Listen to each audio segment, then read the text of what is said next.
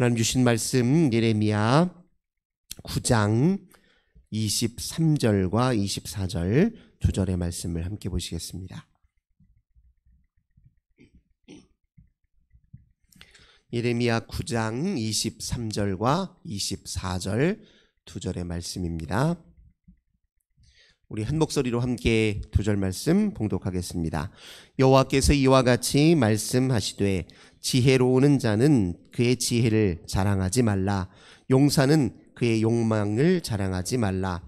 부자는 그의 부함을 자랑하지 말라.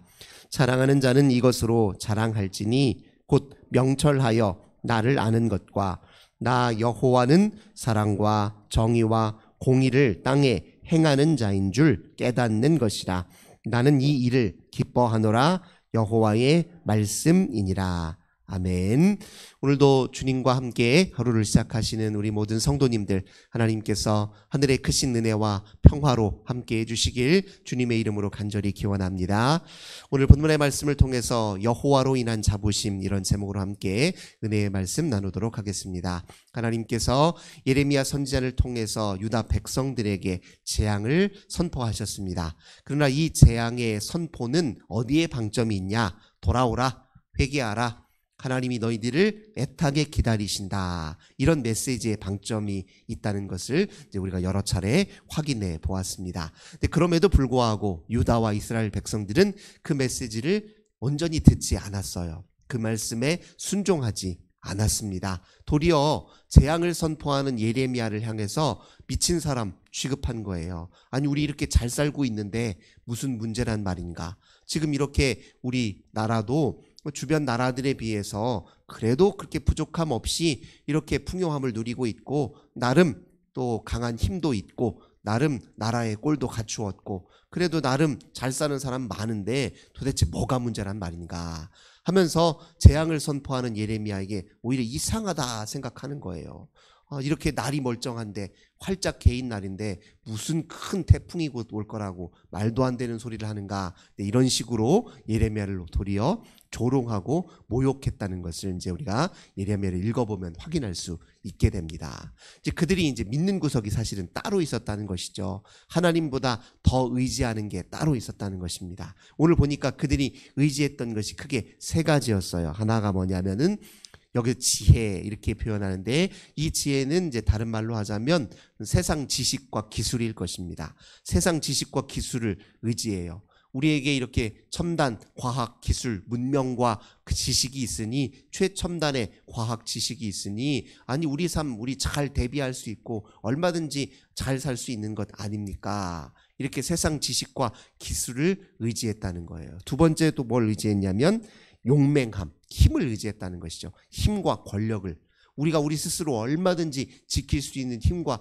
권력이 우리 손에 있는데, 이렇게 강한 무기가 우리에게 있는데, 우리 주변국과 이렇게 외교를 잘해서 큰 나라가 우리를 이렇게 보호해주고 있는데 무엇이 문제란 말인가, 이렇게 얘기하는 거예요. 세 번째 그들이 또 의지하는 게 부였어요. 부함. 우리 이렇게 풍요한데, 물질적으로 부족함이 없는데 얼마든지 우리 스스로 행복할 수 있고, 이것이면 얼마든지 불만 없이 살 수 있는데 뭐가 그렇게 문제란 말이요? 어디에 우리가 잘못이 있단 말이요? 이렇게 예레미야를 향해서 그렇게 조롱할 수 있었던 것은 믿는 구석이 여기에 있었다는 것입니다. 그러나 어떻습니까? 이것이 정말 우리 인생을 지켜주고 우리 인생을 온전케 합니까? 그렇지는 않잖아요. 세상의 과학의 지식과 기술이 아무리 뛰어나다 할지라도요, 윤리의식이 없다고 생각해 보세요. 최첨단의 과학 문명과 기술에 윤리의식이 빠져 있으면 큰 문제가 발생할 수 있습니다. 오늘 우리 이 시대에도요, 인공지능의 시대, AI의 시대, DNA 복제가 가능한 시대예요. 이런 시대에 만약에 과학자들에게, 또 이것을 다루고 있고 또 이것을 활용하고 있는 이 지도자들에게 윤리의식이 없다고 생각해 보십시오. 큰 문제가 발생하는 것 아니겠습니까? 그러니 우리에게 꼭 필요한 지식은 그저 과학, 기술, 지식, 이런 유형의 지식만 필요한 것이 결코 아닙니다. 오늘 예레미야 선지자는 우리에게 가장 절실하게 우리 인생을 온전하게 하고 진짜 우리를 지켜주고 풍요하게 살기 위해서 진짜로 필요한 핵심 지식과 지혜를 뭐라고 일컫습니까? 여호와를 아는 지식이잖아요. 나를 아는 지식, 즉 하나님을 아는 지식, 이 세상의 참된 이치와 원리, 이 세상을 하나님께서 어떻게 다스리고 어떤 원리로 다스리고 하나님이 우리를 어디로 이끌고 계시고 우리 인생들을 향해서 하나님이 궁극적으로 무엇을 행하길 원하시는지에 대한 영적 지식이죠. 이런 지식이 없으면 도리어 우리의 삶에 질서가 사라지고 무질서함이 팽배하게 된다는 것입니다. 힘과 권력을 의지하는 것도 참 어리석지요. 힘을 의지한다는 것은 끊임없이 힘의 경쟁, 권력의 다툼을 멈추지 않는다는 걸 의미해요. 세상의 모든 나라들이요, 단지 군사력을 의지해서 한번 산다고 생각해 보십시오. 그러면 군비 경쟁만 과열되는 거예요. 더 최첨단 무기를 개발하는 데만 혈안이 올릴 겁니다. 이 무기라는 게 삽시간에 수많은 사람들과 그냥 우리가 지금까지 읽었던 문명을 그냥 단 몇 분 만에 다 파괴해버릴 만큼 지금 이제 전 세계에 갖고 있는 무기가 엄청나지 않습니까? 이제 우리가 두려워하는 이 핵무기요, 얼마나 이것이 사람들, 인류 문명의 파괴적인 죽음을 가져다 줄 수 있는 엄청난 힘이잖아요. 근데 이걸 서로 경쟁하고 이쪽에서 핵을 만들고 저쪽에서 큰 무기를 만들었으니 우리도 만들겠다 한번 생각해 보십시오. 그러다가 정말 자칫 못된 마음을 먹은 몇몇 지도자들이 전쟁을 정말 일으키기라도 한다면 정말 그 상황에서 엄청난 비극이 또 일어날 수 있지 않습니까? 우리는 이제 저희 세대는 전쟁을 겪지 않았지만 우리 이제 어른 세대는 전쟁도 겪은 세대 아닙니까? 그 전쟁의 참혹함이라는 것을 직접 경험해 분들은 함부로 입에 몰리기 어렵겠지요. 그러니까 진짜 우리 자신을 지켜줄 수 있는 힘은 힘과 권력이 아니라 사랑과 평화 아니겠습니까? 사랑과 평화가 우리를 지켜주는 힘이지 어떻게 군사력이 우리를 지켜줄 수 있습니까? 서로 이해하고 관용하고 허용하고 또 공생과 상생을 추구하는 공동체적 가치를 추구하는 마음, 인류에 대한 마음, 이런 것, 생명에 대한 경외심, 이런 게 없이 어떻게 우리를 지켜줄 수 있냐고요. 근데 이 모든 의식은 어디에서 옵니까? 하나님과 잘 소통하고 하나님의 진리를 잘 깨달아 알고 이 세상의 생명의 원리, 우리의 삶을 온전케 하는 참 진리를 깨달아 알지 못하고 어떻게 아냐고요. 하나님이 이 세상을 오늘 예레미야 선지자 말처럼 사랑과 정의와 공의의 기초에서 이 세상을 통치하시는 하나님을 알고 인정하지 않고 어떻게 그게 가능하냔 말입니까? 부도 마찬가지죠. 부 그 자체가 우리가 우리 스스로를 안전하게 지키기 위해서 또 행복하기 위해서 수단으로 삼긴 하지만 그것 자체가 우리에게 행복을 가져다 주진 않잖아요. 생활의 필요일 수는 있지만 그것 자체가 우리에게 안전을 보장하지도 않고 진정한 행복도 보장하지 않는다는 겁니다. 우리가 마땅히 느껴야 될 인생의 진정한 만족과 정서, 우리 마음을 이렇게 참 기쁘게 만드는 진정한 정서적인 원천은 다 어디에 있습니까? 사실 하나님과 잘 소통하고 우리가 이웃과의 관계에 있어서 잘 소통하고 나 자신과 잘 소통하는 데 있습니다. 우리가 진짜로 누려야 될 모든 정서적 만족은 다 소통에 있어요. 하나님과, 첫째 하나님과 잘 소통하고 나 자신과 잘 소통하고 이웃과 잘 소통하면요, 행복은 거기에서 오게 되어 있습니다. 서로 막힘이 생기고 가로막힘이 생기고요, 벽이 생기고 서로 원활하게 관계를 주고받지 못하는 데서 우리가 늘 불만이 생기는 거거든요. 그러면 그런 소통의 단절 속에서 우리가 스스로 고립되어 있을 때 그때 우리가 다른 이제 보상의 차원에서 다른 방식으로 우리가 행복을 추구할 때 그때 우리가 집착하는 게 바로 이 감각적 쾌락, 이런 것이라는 거예요. 이건 이제 진짜 행복을 맛보지 못했을 때 대체하는 가짜 행복들이라는 겁니다. 그러니까 그 자체는 사실은 사람에게 진정한 행복을 주는 게 아니라 오히려 더 큰 결핍을 가져다 줍니다. 그래서 우리가 돈에 욕심내는 사람들을 보면 부자들이 더 욕심내지 가난한 사람들이 욕심내는 건 아니잖아요. 많이 가진 사람이 더 많이 가지려고 합니다. 왜냐하면 그 많이 가지려고 했던 마음의 메커니즘의 이면에 무엇이 있냐면 말 그대로 불만과 결핍이 있기 때문에 그래요.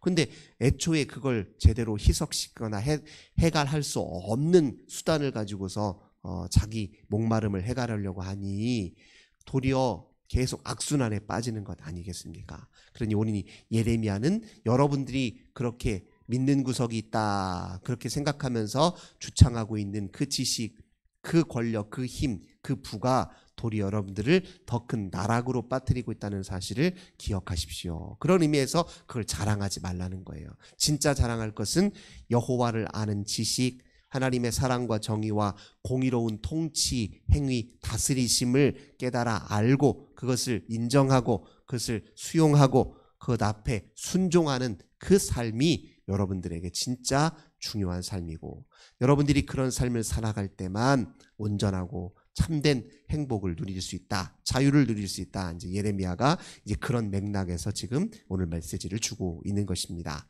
미로슬로브 볼프라고 하는 세계적인 신학자인데요. 그 사람은 우리 인생의 진정한 풍요한 삶, 형통한 삶을 위해서 세 가지 요소를 꼭 갖추고 있어야 된다, 이렇게 얘기한 적이 있어요. 첫 번째가 뭐냐면은 이제 환경적 풍요함입니다. 이제 여기서 환경적 풍요함이라는 것은 이제 근본적으로 무엇을 의미하냐면 제가 전자에 말씀드렸듯이 잘 소통하는 관계를 의미하는 거예요. 모든 사회관계에 있어서 잘 소통이 이루어져야 돼요. 궁극적으로는 하나님, 우리 인생의 배경 되시고 근원 되시고 뿌리가 되시고 우리를 에워싸고 계신 그 하나님의 섭리와 진리와 잘 소통할 때, 그때 이제 진정한 형통한 삶이 이루어지고, 두 번째, 그러니까 소통이 형통의 비결이라는 것을 첫째 말했고요. 두 번째로는 옳고 바른 것, 옳은 것, 바른 것에 인도되는 행동이 꼭 필요하다는 거예요. 우리의 모든 행동이 하나님의 진리에 입각해서 바르고 정의로울 때, 그때 그 행동이 우리에게 형통한 삶을 가져다 준다, 이렇게 얘기해요. 세 번째로는 마땅히 느껴야 할 정서. 이왕이면 우리가 서로 관계 속에서 사랑을 느끼고 또 평화를 서로 느끼고 화해와 용서를 경험하고, 그러니까 우리가 우리 인생에 보다 유용하고 긍정적인 그런 정서 경험을 많이 할 수 있도록 서로 그렇게 관계를 맺어야 된다. 이게 이제 형통한 삶의 세 번째 조건이라는 거예요.